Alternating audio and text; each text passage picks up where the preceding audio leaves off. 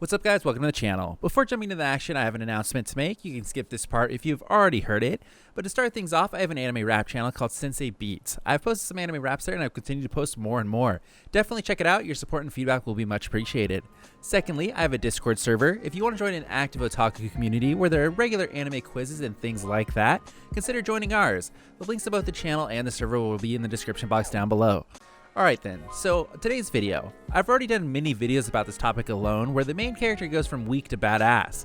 While there'll definitely be anime that you already know of, unless you haven't watched over 9,000 hours of anime like the rest of us, but my bet is on the couple of anime of this list that you might not have watched. Well then, let's start.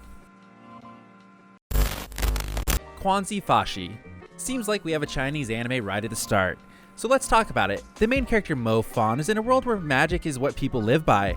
The concept of science doesn't exist. He's a high school student, and in his high school, students are taught how to control magic so they can be useful and protect the city from the beasts that can lurk wherever. Before coming into this world, the guy was the son of a poor laborer and the stepbrother of a disabled sister. The funny thing is that now he's in a different world, his family circumstances haven't changed. He doesn't mind helping them out and even plans on becoming a rich magician so he can repay his father for all the hard work he does. However, he seems to be lacking in magical potential, and that makes him the laughingstock of the entire school. Furry, I don't want to get hurt, so I'll max out my defense. A girl named Kaede Hanjo gets invited by a friend to play a very popular online VR MMO called New World Online. She tries playing the game and names her in-game character Maple. What's interesting is that this girl has never played any such games before. That's why her desire to not get hurt ends up getting the better of her. She uses all of her stats to increase her defense. Just like that, she has a defense like an iron wall, but her other stats are zero. She's pretty much useless when it comes to making any form of impact, or at least that's what she originally thought. What actually happens is that her defense skill became so phenomenal that she unlocks some special skills like absolute defense, poison immunity, and devour. All of those skills make her overpowered. The real strength of this anime is comedy, plus the season 2 has been confirmed, so there's no telling when it'll be airing though, unfortunately. A lot of upcoming anime have been postponed because of the pandemic, so here's to hoping. Hero Man. The main character is a shy kid named Joey. He lives with his grandmother and works part-time in a coffee shop to make ends meet. He gets bullied a lot at school, but even so he remains cheerful. However, if there's one thing that he wants, then it's the robot toy called Hebio.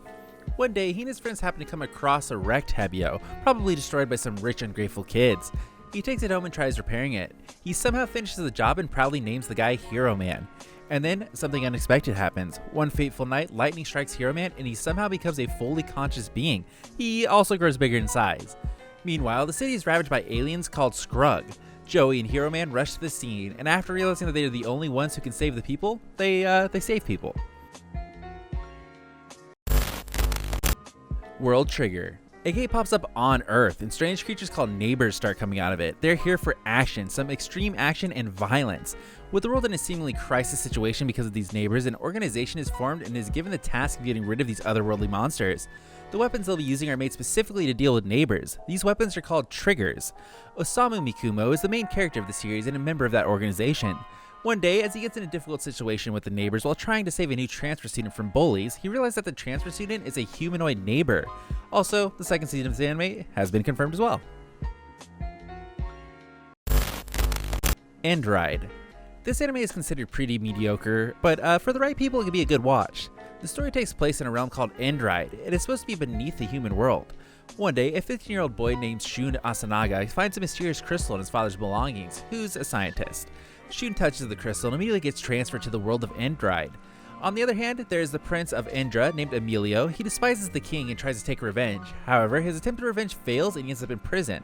Now, as Emilio is sabotaging himself in the prison, Shun pops up right there and then. The toy boys meet and the story begins.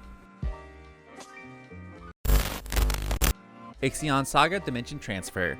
The story goes like this. A guy named Kon Hokaze is a gamer. He somehow ends up in another world after getting a little aroused by a female online. This new world is full of phenomenal energy called Alma. He saves Princess Scarlet and even becomes her lackey. He gets acquainted with more people, becomes friends with them, a green-haired girl pops up, and the anime gradually continues forward. The anime is sort of a guilty pleasure. It isn't very good when it comes to the story, but the comedy itself is ridiculously hilarious, which makes this anime worth a watch. All in all, this is not a very well thought out anime, so I guess whether you'd enjoy it or not is going to be on you. Buso Renken. The main character Muto Kazuki gets his heart pierced while trying to save a girl from a monster. He dies but then wakes up in his school's dorm, wondering if all of that was just a dream. But then a strange serpent-like monster tries to attack him and his sister. This makes him understand that these monsters aren't a dream and they're very real. Tokiko, the girl he saved, eventually comes back and explains everything to him. How the monsters are actually all homunculus, and how he died when he tried to protect her. She was the one who brought him back to life by using alchemy-related substance called kakugane. What happened is that the girl just placed the kakugane where the heart was supposed to, and then once again, the dead guy was good to go. But now that Kazuki has a kakugane in his heart, he is one of those who will fight the homunculi. This anime seems like a mixture of a lot of different anime, and that's one of the reasons it makes it an interesting watch. Tales of the Abyss. Notice how there's tale written in the name of this anime. Well, it's kind of related. There are prophecies from the past that sort of decide the future, and they say that the future they decide is absolute, even if it means getting hurt or worse. And just to bring another prophecy to life, a war is deliberately broken out between two nations. People are going to fight using magical abilities called phonic arts. The main character is a redhead named Luc Von Fabre. He spends his day grounded in a manor. Before this, he was kidnapped and even lost all of his memories. One day, as he's doing swordsmanship training, a woman named Tyr tries to assassinate his master. Luke tries to defend him, but both he and Tyr get transported somewhere else. Now, is this another one of the prophecies? They don't know for sure. All they know is they have to get back. And guys, with this one I gotta be honest, last few anime I've definitely talked about before, but I don't believe I've mentioned this anime until now. That's why genuinely you guys should check this one out. It's good, the character's awesome, and you might end up enjoying this one all the way to the end.